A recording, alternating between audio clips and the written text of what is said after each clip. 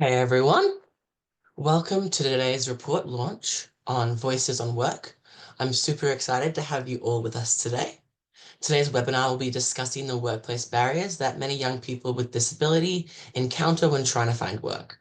We'll also be exploring new ideas on how to foster inclusivity and support accessible employment pathways.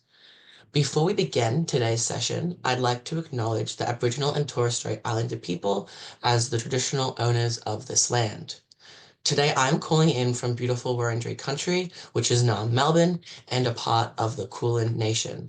I highly encourage you all to drop in the chat below the traditional lands that you are calling in from today as well.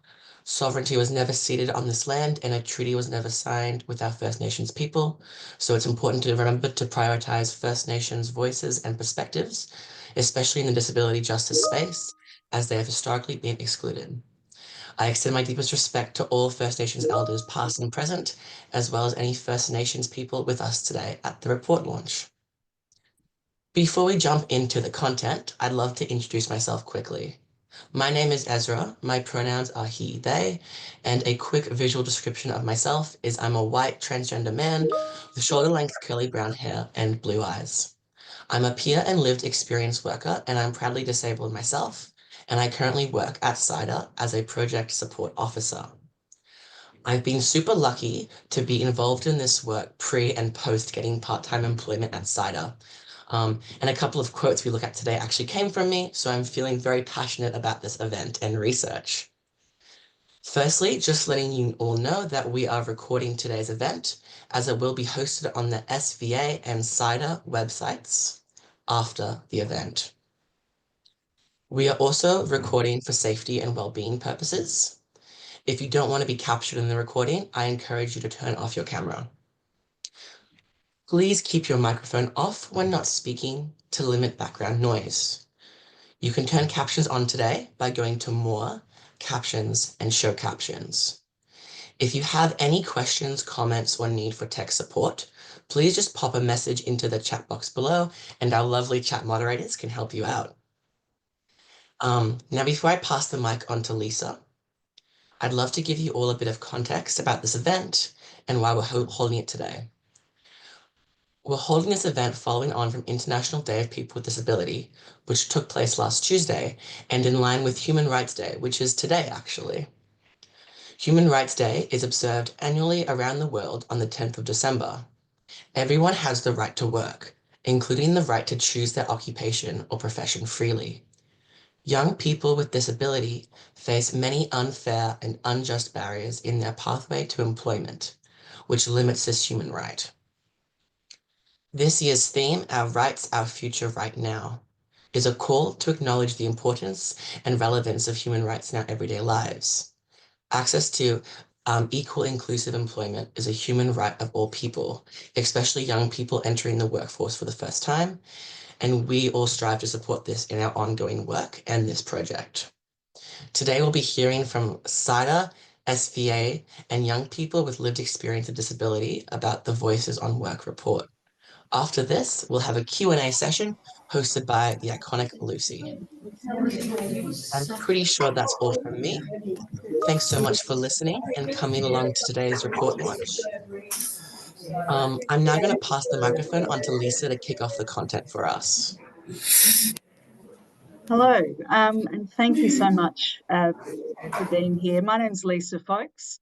I've got brown hair, I'm a white woman, and I have a spotty shirt on today with glasses.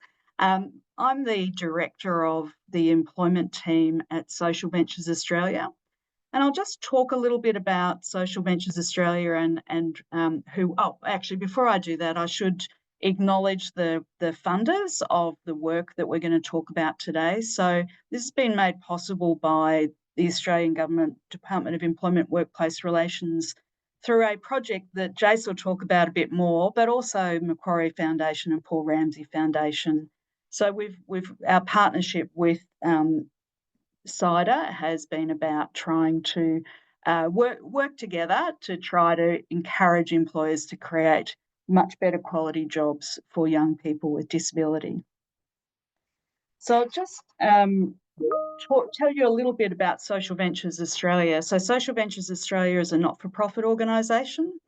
We work on, and you can see on the screen, we're showing the logos of Social Ventures Australia. It says Innovators for Good, and then also CYDA, and I'll get Jace to talk to the CYDA logo. But Social Ventures Australia, not-for-profit organisation, and we try to work in areas that we think need a bit of a different approach. And for around 20 years, we've been working with employers and thinking about how to bring about employer practice change. One of the things we've done is we've been running employer innovation labs. We bring employers together to talk about how they can open up opportunities for young people from less well-off backgrounds, those who don't go to university. And what we found through those labs is that many of the young people who were coming along, who were getting involved in our research, coming along as youth consultants, identified themselves as having a disability. And so we thought there was a real need to really investigate and to look at that area more closely. And we were lucky enough that CYDA, Children and Young People with Disabilities Australia, agreed to work with us on that, because we obviously felt that it was really important for that work to be grounded in the experience of people with disability. So it's been a wonderful partnership where we have co-delivered a project together funded by the government, and Jace will talk a little bit more about that. Jason speaking. Thank you so much, Lisa, and thanks, Ezra, for that great introduction. Hi, everyone. My name is Jason McCurry. I use he, him pronouns, and I'm the programs manager at CYDA. Also today, you'll hear from Lucy Sonosh from CYDA, who is our youth programs coordinator.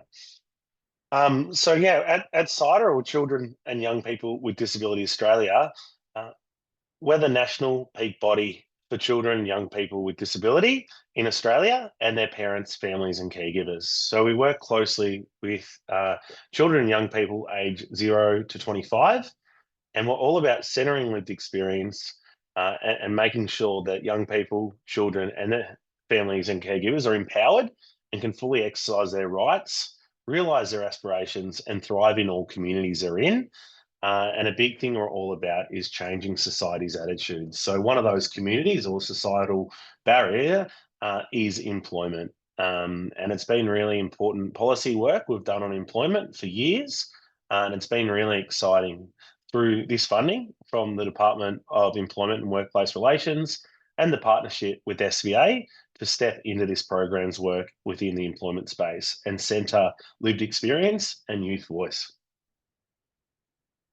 So we're here today to launch the research report, which Ezra mentioned at the start, which is really exciting, and you'll all get a copy shared with you later today. But before we go into the report, we wanted to talk a little bit about the lab itself. So the Employer Innovation Lab is a model which SVA have brought over from America and adapted it to the Australian landscape to centre young people, disadvantaged young people in the job market.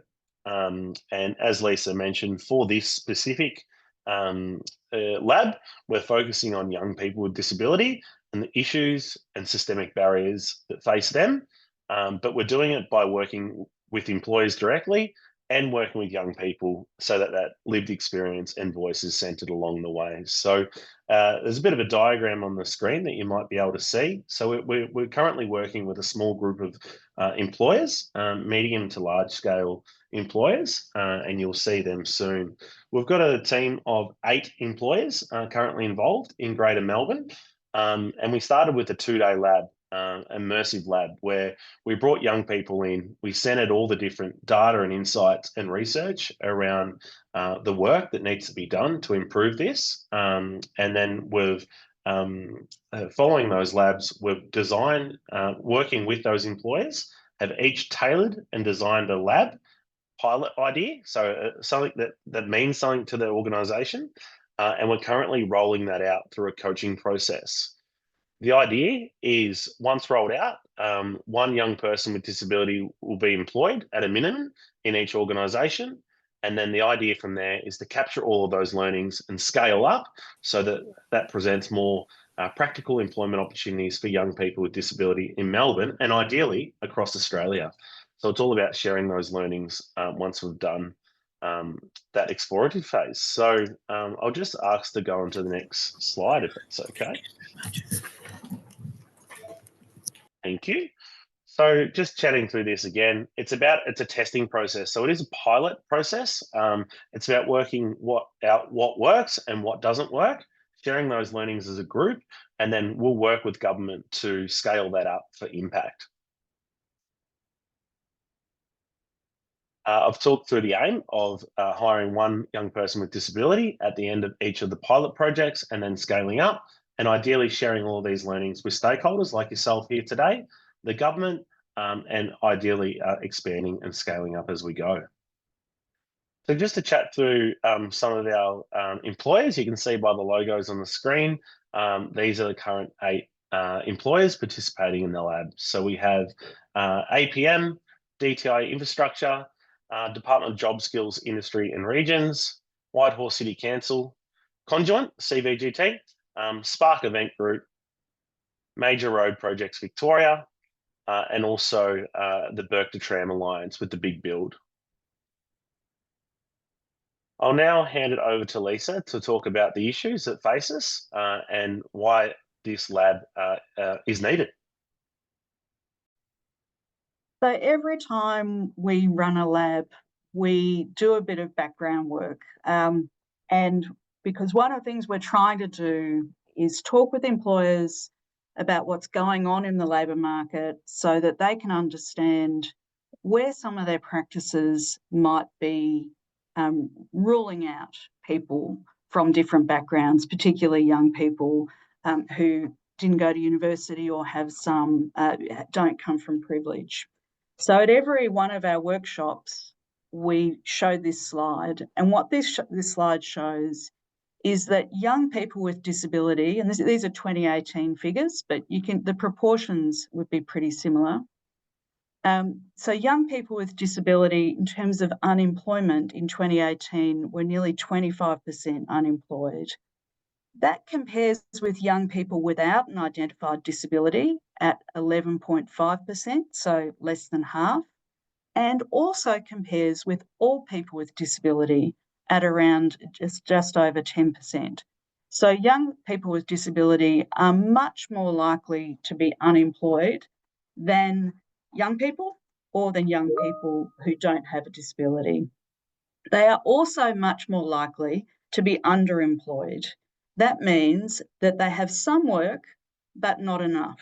So you add on to this roughly 25%, another 17% who were underemployed. So they're getting a bit of work, but not enough hours to pay the bills or to meet their needs. That's over 40% of young people with disability who need more work, who want more work. So I'll just move to the next slide. So some of the factors, even before we did this lab, some of the factors that turn up in the research that affect employment outcomes for young people with disability, one is a lower level of education attainment. Young people with disability are less likely to complete high school. And even though the number of young people with disability going to university is increasing, the number of young people generally is increasing more rapidly. So the gap is actually widening. And there are lots of reasons for that, which others from CYDA can talk more about, but they include not having access to accessible places of learning. So there are many reasons why young people with disability aren't set up for success in the education system. And the way that plays out is they enter the labour market with lower levels of education attainment. A second area is lack of access to workplace adjustments. So people with disability generally, the research tells us, are concerned about disclosing to employers a disability, and for good reason, because we know that the data says that there is a lot of discrimination against people with disability. But even when they do disclose, then there is a pattern and there's a really wonderful report by Australian Network on Disability and Diversity Council of Australia that talks about this. Even when people do disclose, those adjustments may initially be offered but might fade. And then finally, we see that there is continued discrimination in the workplace, both in the recruitment process and in the workplace. And it's really interesting that there was a survey done by Dewar, which showed that in terms of employers, 50% of employers that they surveyed were not confident that their business could support someone with a disability. And over 50% believed that their workplace culture wasn't supportive of people with a physical or psychological disability or health condition. But finally, I would say that there isn't enough research, particularly on young people with disability who haven't been to university. So we know this group is highly disadvantaged in the labour market, but there hasn't been enough research, and that's the group that we really wanted to tap into in this research. So next slide here. So I'm really pleased that we have, with CYDA, been able to produce this Voices on Work report. So I want to acknowledge my colleagues in Social Ventures Australia's consulting division, Selena Ng and Harvey Jakes Mitchell, along with the research team at CYDA who pulled together some of the background data. But the core piece of this research was interviews with 20 young people with disability across Greater Melbourne without a university degree, all of whom had had some employment experience. Within that group, there was a very diverse representation of including people from different ethnic backgrounds and people from the LGBTQI community. They were asked in this research to talk about their experiences of employment, of trying to get employment, of asking for adjustments, but also asked what a good workplace looks like. And the reason that we do this work is because we think it's really important for employers to hear directly from young people themselves about what a good workplace looks like. So with that, I'm actually going to introduce a short video that highlights some of the insights from the report, and then hand over to the wonderful young people with disability who are on our panel. Thanks, Lisa. Just before I get the video started, I do want to let everyone know, unfortunately, the video is coming through a little bit quieter than we'd like, so we'll see how it goes, but you might just need to turn up your own microphone in order to hear everything properly. My biggest issue was getting my foot in the door, because I'd hand in a resume or do an application and then they'd see the wheelchair and straight away it was like, yep, nope. And it'd always be a different reason towards why I couldn't get employed. My requirements aren't a huge thing, and I think that's what it's just simply seems to be the words. As soon as you mention those words in terms of disability, it's, oh, well, you can't have the job. And then going into the interview process as well would be really difficult because it felt like sort of like there were like trick questions, like not too good or not too bad, and like it was just like really hard to be able to prepare for things like that when you've never been in those spaces. Not everyone is super articulate or really well written. Sometimes they can prove that they're capable of doing the job by actually doing the job and the descriptions and the tasks themselves. You know, there was an organisation that, you know, gave me, you know, that was really inclusive and accessible, the interview questions before, which really helped me as well to apply for that role. So for resumes, for example, instead of having a resume, maybe giving someone the opportunity to send in a video of them talking and answering the key selection criteria. Like when an employer looks at a resume and they maybe see that a young person hasn't taken the traditional path or there's been certain gaps in their resume, I think it's really important to understand that you know, everyone is different, and there are certain, like, you know, life circumstances and, you know, lots of like issues that I think young people nowadays perhaps like struggle with that you might not know about. come talk to us because we're the experts of our own bodies, our own disabilities, our own lives. You might not know how to support us, but we might be able to tell you exactly what you need to do. I think when you have a workplace that's number one, inclusive, it can change the life of somebody else who struggles with a disability, help them find their self-worth, their self-identity, find new skills that they are actually good at that they didn't know they had. And I think that's a great gift to somebody else. But I think in general, as an employer, to have somebody with a disability and actually get to learn who they are as a person, I think is a great way for people to actually understand and have knowledge of what disabilities look like for everybody else. And that way they can take that on for the next person and new practices.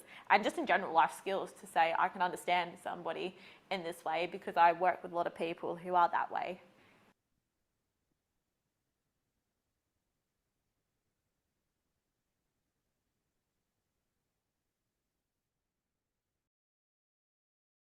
Hey everyone, it's Ezra speaking again. I really enjoyed that video. Thanks so much for watching that. I'm now going to start taking you through our findings. So each slide we go through has the main points for each of our findings and 2 quotes from young people with lived experience to support them. The findings of the study are represented in 3 distinct categories: challenges in finding work, which you can see here on the first slide, as well as challenges in retaining work, and advice on what employers can do to improve their workplace for young people with disability and to increase opportunities for them. So this slide is on challenges in finding work. Our research shows that young people with disability often face multiple challenges before they even start to search for work. Finding work is an additional challenge. The lack of accessibility in most recruitment processes makes applying for work difficult for many, and the interview stage, if they get through, can be a minefield. The young people with disability in this study, for the most part, did not find paid work that they found meaningful. And the next slide is on challenges in retaining work. And there's 2 quotes on this page as well. So for young people with disability who do find paid work, it can be hard to retain. While most young people with disability in the study had not disclosed their disability during the recruitment process, many encountered situations once they started working that required them to ask for accommodations and workplace adjustments related to their disability. Some young people with disability received positive responses to this. Unfortunately, on the whole, however, the young people with disability in the study had negative experiences, with discriminatory and unfair work practices not being uncommon, and many workplaces being reluctant to even make small accommodations for their disability. I'm now passing the mic on to Jace. Jason speaking. Thank you so much, Ezra. And I just realized I forgot to give a visual description of myself when I started earlier. So I am a white man with brown short hair. I'm wearing a black t-shirt with a First Nations label and an International Day of People with Disability label on as well.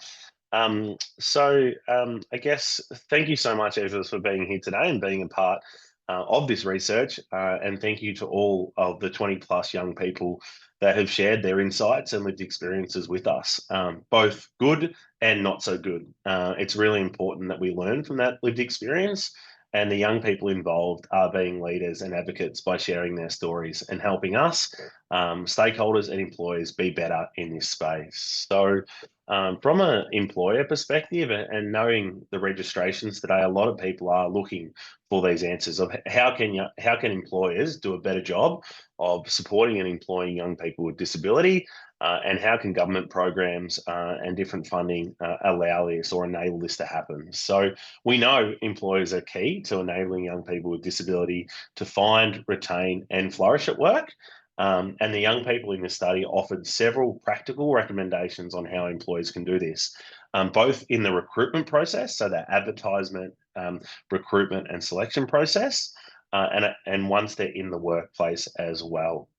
A lot of the recommendations focus more on the general attitudes and behaviour from the managers themselves, so the one-on-one managers, the line managers, the middle managers, as well as those surrounding them in the workplace, as well as the willingness to understand and be flexible with the accommodations. So a lot of this comes down to soft skills and that human-centered, human focus first. This makes sense when the main barriers are based on managers' attitudes and understandings or lack thereof. To I guess summarize a few of these things, and we'll share a link to the full report soon. But a lot of these things is transparent communication throughout that recruitment process, allowing flexibility in types of job applications. So whether that's written, video, or other different communication options, being real clear through that process as well. So when the applications will close, when young people can expect to hear from the employer, as well as things moving through that selection process. You would have heard a young person share interview questions in advance, these types of things, or knowing what the physical environment or online environment might look like. So you might have heard of social scripts.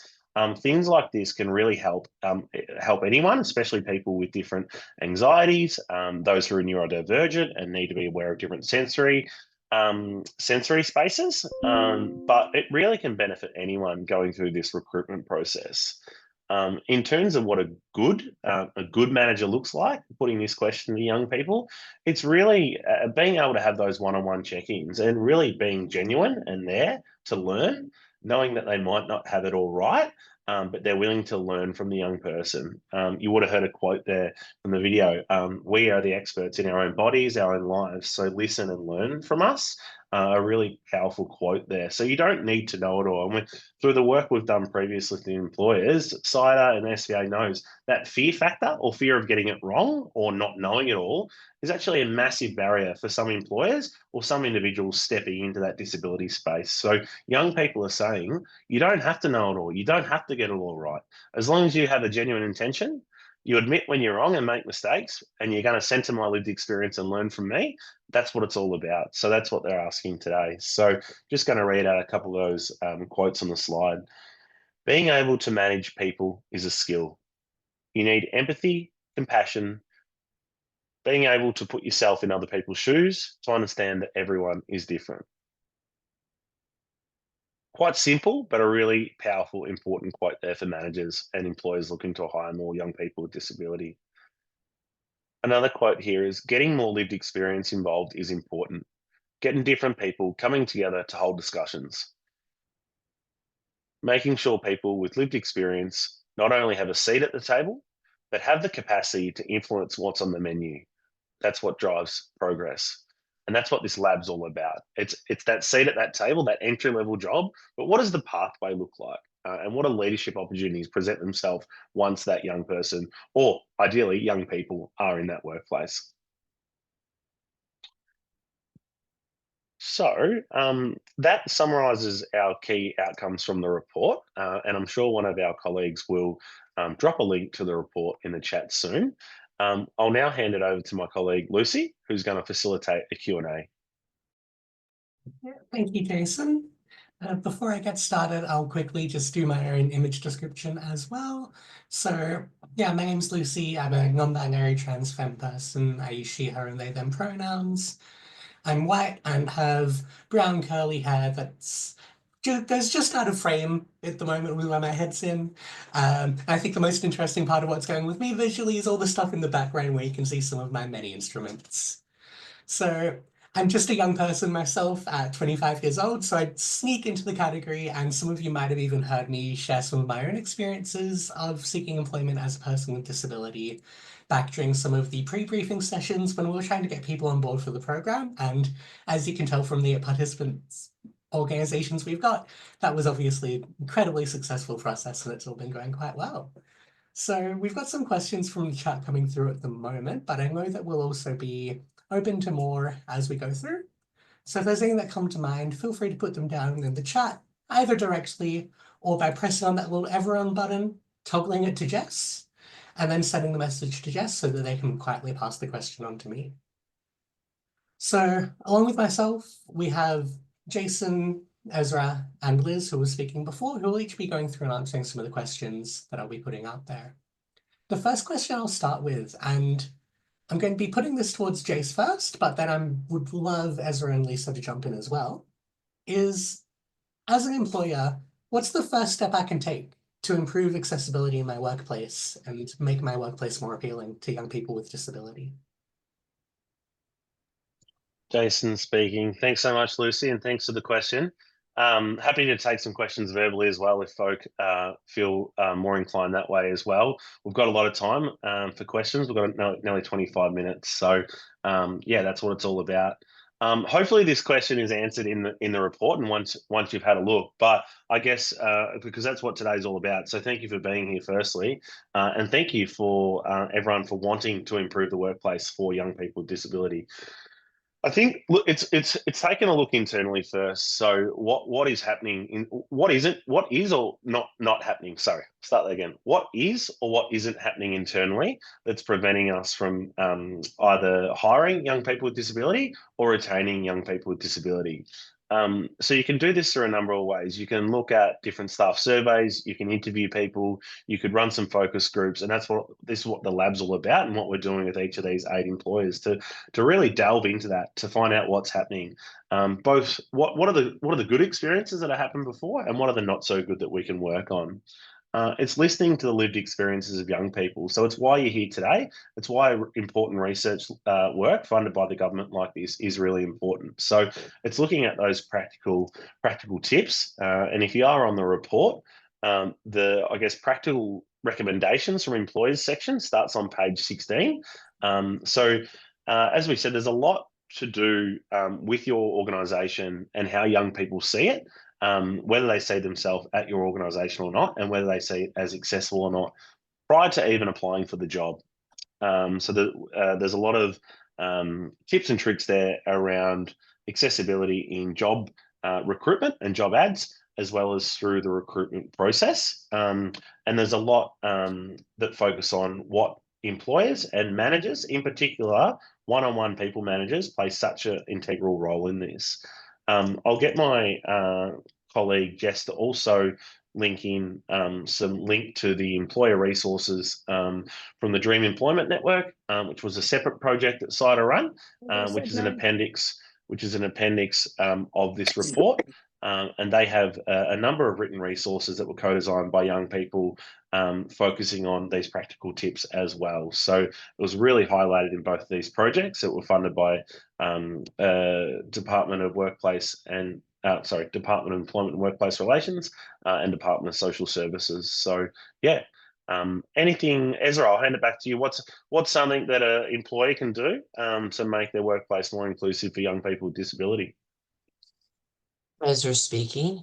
I mean, I was thinking what someone said in the video, which was, I guess, releasing the interview questions beforehand. I find that most accessible. And not only is that beneficial for young people with disability applying for the job, but anyone applying for the job is able to go through and sort of have a think about what they want to say in the interview so they bring their best version of themselves to that space. I think as well, just employers being very transparent and very honest and open about their mistakes, and that creates an environment where young people like myself feel comfortable to communicate their access needs. Um, Anyone else from Team CYDA like to talk on that question? It's Lisa here from Social Ventures Australia. In each employer lab that we run, one of the highlights is when we bring young people in the target group, so in this case, young people with disability, non-university educated, in to talk with employers. And one of the things that we encourage employers to do is bring an example of an ad or a selection criteria. And one of the most, and I've sat in now through 7 labs, through a number of conversations with employers and with young people. And one of the most, not shocking, but the saddest things to me is how quickly young people are to rule themselves out. So to look at an ad and say, oh, I couldn't do that. And I think that what we find in this research and in all of our research is that what young people will often respond to is something that is clearly open to them, that is clearly entry level, that is explained in very plain English, and where accommodations are offered as a matter of course. So right up front, it's let us know if you need any adjustments in the recruitment process or at work. So I just really can't stress enough how important it is for employers to understand that many young people who are thinking about or are trying to get into the workplace have been knocked back many times before, or like many of the young people in this study, have had negative experiences with being bullied or discriminated against. So they're coming concerned and worried about what the work environment might be. And part of your job as an employer is to be very open, very transparent, honest, upfront, and say, if you come, we will train you, we will support you. But also, to go back to Jace's point, that also needs to be true, right? You can't say that in the ad and then also not deliver it in practice. So part of the process is also trying to understand what your workplace is like currently for young people with disability in it. Thank you, Lisa. So there are two comments that have came through in the chat. Sorry, that I'm just going to actually combine because I think they both hit on pretty similar themes. So we have one comment that is, this work is so important. Is there a next stage of research planned? And another which says, not having read the report fully yet, and I will do so this afternoon, I'm interested in learning about how implementation group findings can be translated more broadly across employers so it becomes business as usual. Will there be educative material produced, for example? And I'm going to hand over to Lisa on this one. I've got some stuff in mind that I know we've got in the pipeline, but I'm sure she can speak to it better than I can. It's Lisa here. Gee, Lucy, thanks for that.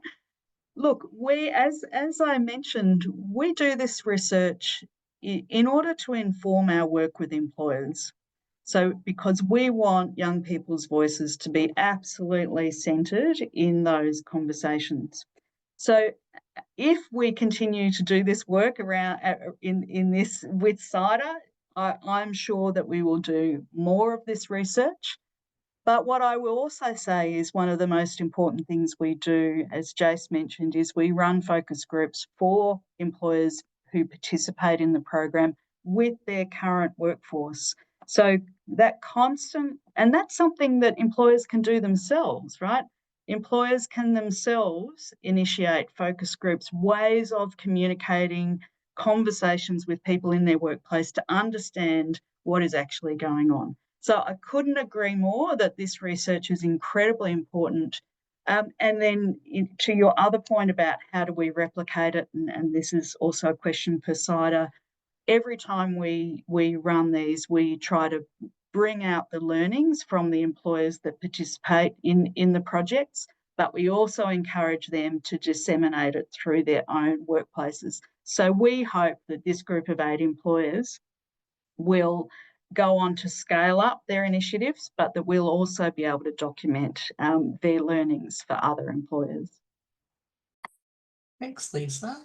Something else that comes to mind for me is that I know that throughout the reports, and this is something which SVA have done with their previous labs as well, is that they go through and produce case studies talking about the experiences of employers, talking about what challenges and successes they've ran into, what their plans are for scaling, and looking towards that future focus. So I think that's another really good opportunity that comes out of the labs program along with the research report itself. And obviously there's enough different employees involved. As you would have seen, we've got government, blue collar and white collar. There's enough different types of employers involved that even if there's not an organization that's exactly what you're doing, there are case studies out there that either we've already got on the SVA website or that will be coming through this lab specifically and be up there in the future, where we do get to demonstrate some of those learnings and successes. I can see that Jace has raised his hand as well, so I'll hand over to him.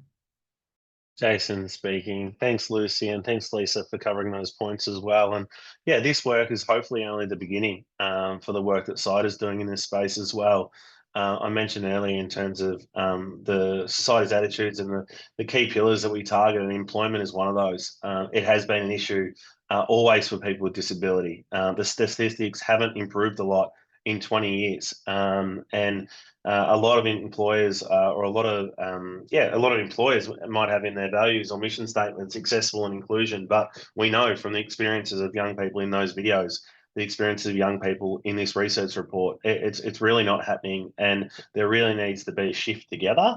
There's not going to be a one thing that fits all approach, and it's different models, different designs like this, testing different theories and sharing them together. So I think today we've got this kind of almost community of practice in terms of the different employers and networks that are here, all chipping away at improving this systemic issue. So it's about learning from these experiences and continuing to centre the voices of young people and learning and listening from them. Not just hearing them, but actually going away and actioning that. So as Lisa said, saying you're inclusive, or saying you can make reasonable adjustments or workplace adjustments on a job ad is one thing. Once that young person's employed, does the middle manager, does the person responsible for supervising them actually know what that means? Do they understand that meeting reasonable adjustments is a legal obligation of them and as an employer? So looking at some of that training, and training something that CYDA is open to offering and is offering through this lab to the 8 participating employers. And it's really interesting looking at where is it best to deliver that training. So is it the executive leadership team? Maybe not, because maybe they're already on board. Maybe they know what they want their workplace to look like. Maybe it is those middle managers who might not have been exposed to disability before, and you don't know what you don't know. So like anything with diversity, it can be scary, but going back to that point earlier, young people are inviting you into this space. They're saying, come along, you don't need to know it all. I would rather have a job with genuine intentions to meet my access needs and be a supportive manager. And we'll fail together. We'll make some mistakes along the way, but in the end, we'll get there and work towards inclusive employment. So just a few examples there and how we can link it to actions. I'll hand it back to you, Lucy, for the next question. Yeah, thank you, Jace. One final thing that came to mind for me in regards to resources and materials produced in learning us from the lab is that while this isn't directly from the lab, Jace did mention previously, and we'd already have it shared in the chat, some of CYDA's previous work on the Dream Employment Network, with the outputs from that coming from co-design and being again directed towards working and supporting employers to assist and improve their practice around making their workplace more inclusive for young people with disability. So the next question that we've got here is, what are some of the challenges that employers in the Innovation Lab are facing? I think I'll be starting this one with Jace and then go to Lisa as well. Jason speaking. Thanks so much for the question. I think it's a really good one. And I think we can summarize some of those kind of key challenges together. And I guess part of the lab model and why it's so successful is this is not an organization working in isolation. These are organizations all contributing to something they believe in, something they want to improve, and they can share the wins, but more importantly, the failures and what they're struggling to get across. So I think internally, there's still a lot around assumptions or negative attitudes or stereotypes or stigmas. In CYDA's work, it's probably one of the biggest things that we deal with on a daily basis. And if you read any news articles or follow any disability advocates, it's a key thing that we experience in every aspect of our lives on a daily basis. So it's whether it's the HR team or the senior leadership team or the diversity inclusion team trying to lead these different initiatives, it's working with the general workforce around trying to tackle some of those biases. Now, they might be unconscious or they might be conscious. So looking at where those lie and really trying to tackle them.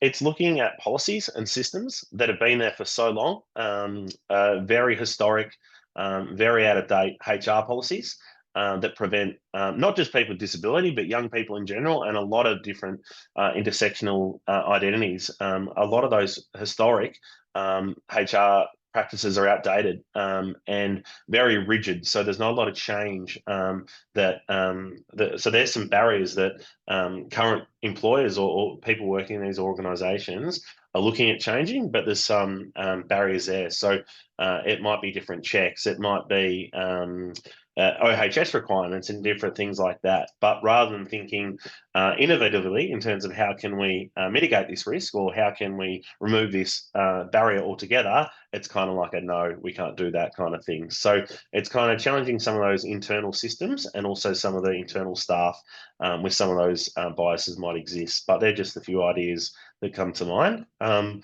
Lisa, do you want to expand on that?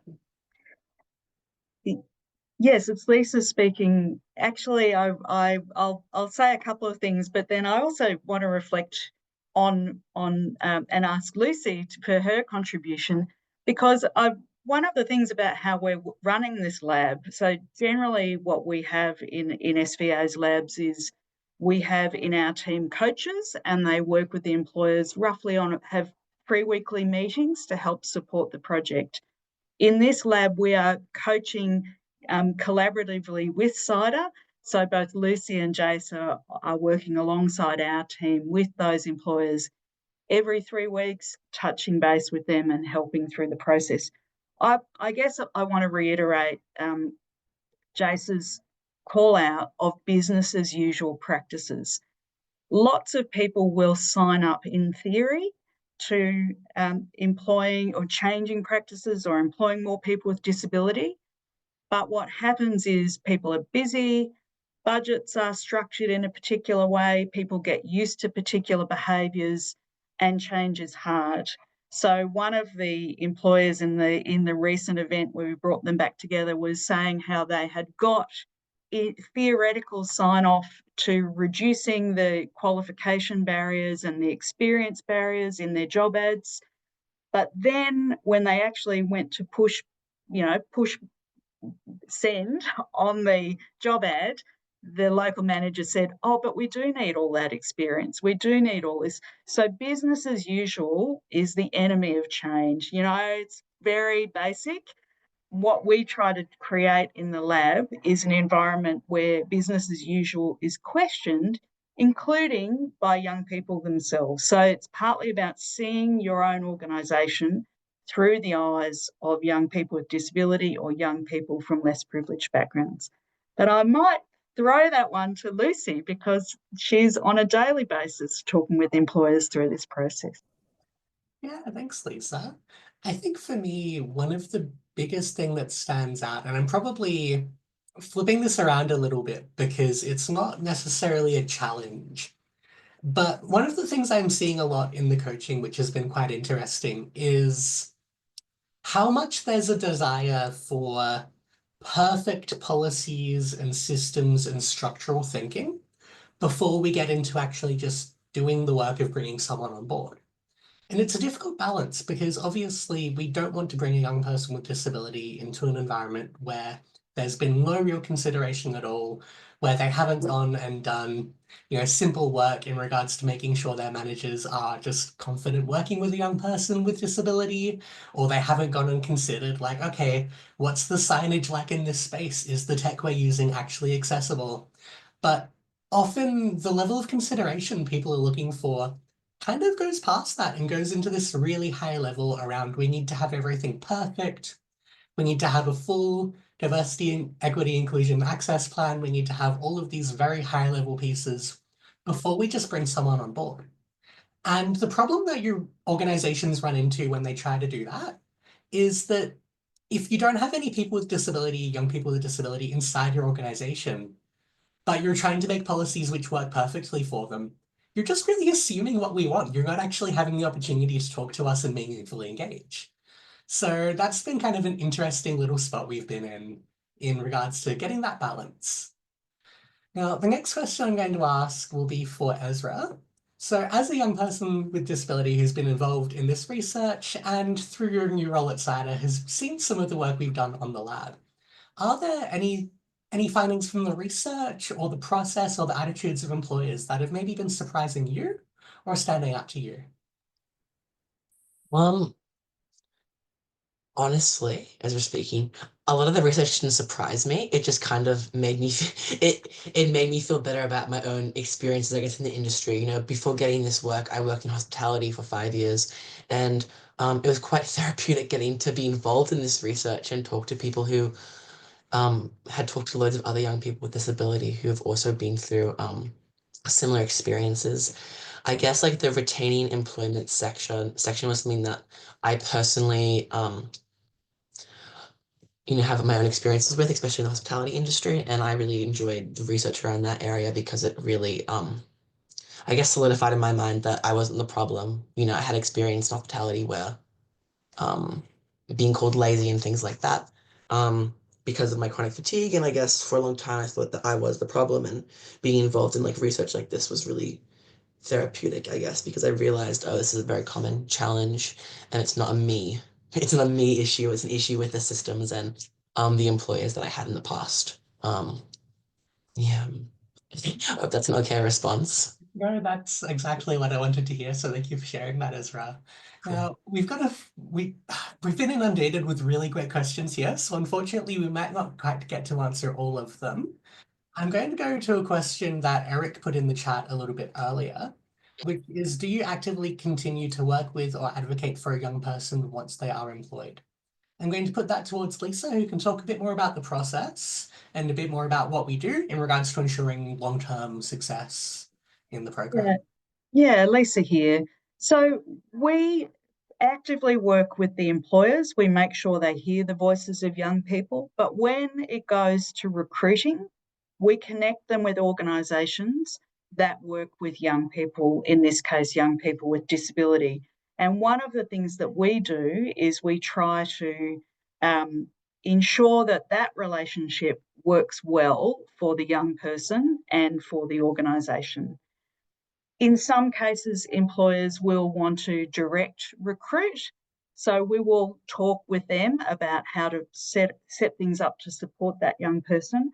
But we have a large number of organisations of varying quality that work to support young people into employment and have a role in ensuring that they are supported, not just in the workplace, but more broadly once they start work. So our goal is to make sure that that relationship with that person who's supporting the young person is a solid one, that it actually works for the young person and works for the employer. Perfect. Thanks, Lisa.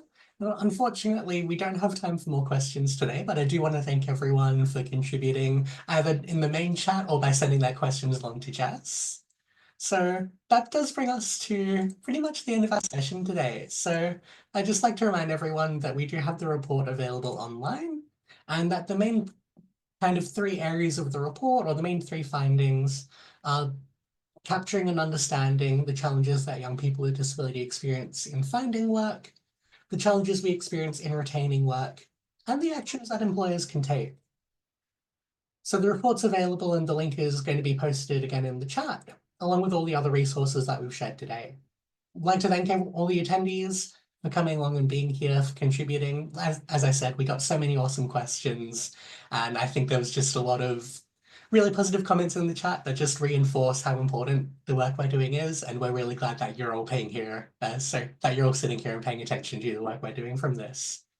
And of course, also, and most importantly, I'd like to thank all the young people who have been involved in the Labs project in the development of the report for their insights. That includes going through contributing towards the research, being involved in the video, and being youth consultants participating in the lab directly.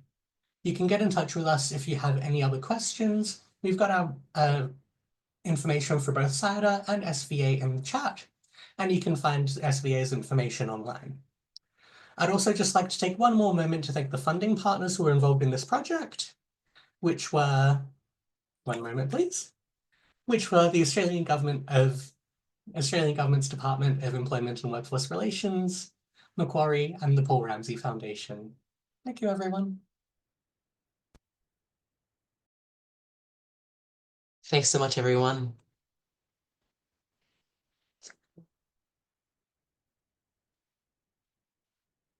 Thanks, everyone. Bye. Have a great day. Enjoy your afternoon.